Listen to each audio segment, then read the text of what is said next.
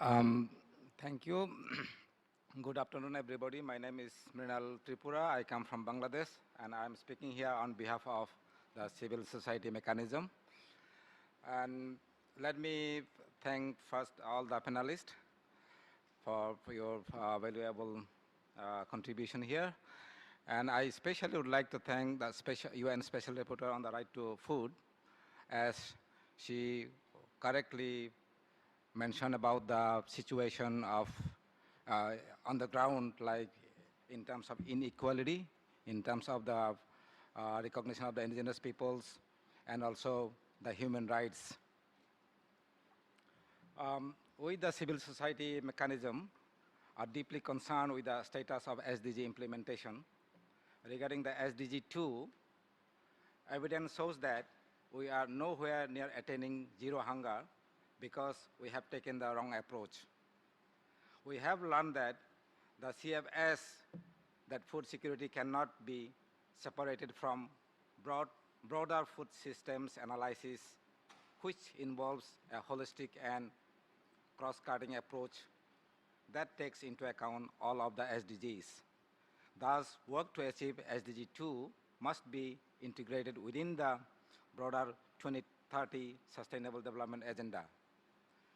To do this, we should draw on the CFS existing body of work, including policy recommendations and voluntary guidelines, such as the guidelines on responsible governance, on tenure of land, fisheries, and forest, and guidelines on right to food.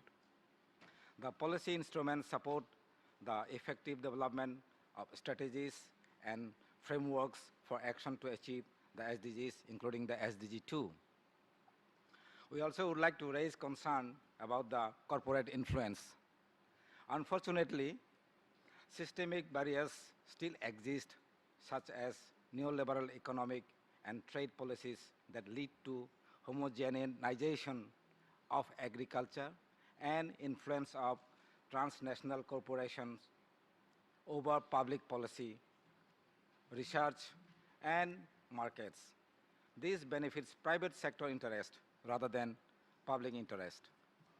It stands in the way of solutions such as agroecology, social solidarity, economy, and small-scale community-led cooperatives. One key concern we must collectively address here is the climate crisis and the biodiversity collapse, which are being driven by corporate interest. Small-scale pigeons, agroecological farming can contribute significantly to mitigating the climate crisis. We are concerned about recent trends in the UN to shift towards privatized forms of food governance, in which multi-stakeholder partnerships replace multilateral governance. These type of partnerships lack accountability and open up potential for conflict of interest, privileging private interest over public good. We also express our concern with the UN partnership with the World Economic Forum, which ignores the broad analysis of food system and excludes meaningful participation from civil society and indigenous peoples.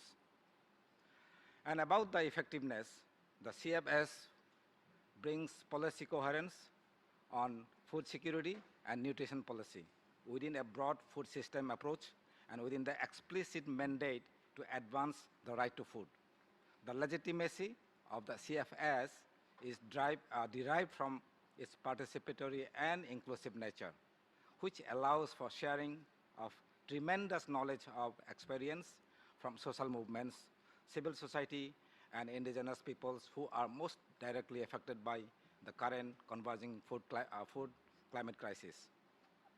For those reasons, in the upcoming Food System Summit 2021, the CFS must remain as the primary UN decision-making body, as it is the best situated to take the lead at this work. The CFS can significantly strengthen the national voluntary reviews that take place within the HLPF by providing mechanisms for monitoring process towards the SDGs, drawing on the evidence and experience from the local up to the national and regional levels.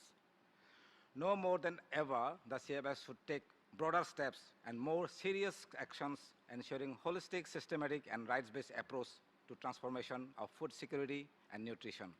There is an urgent need to strengthen adoption and implementation of CFS guiding frameworks. The CFS should exert political will among the FAO member states in the adoption of implementation of these guides.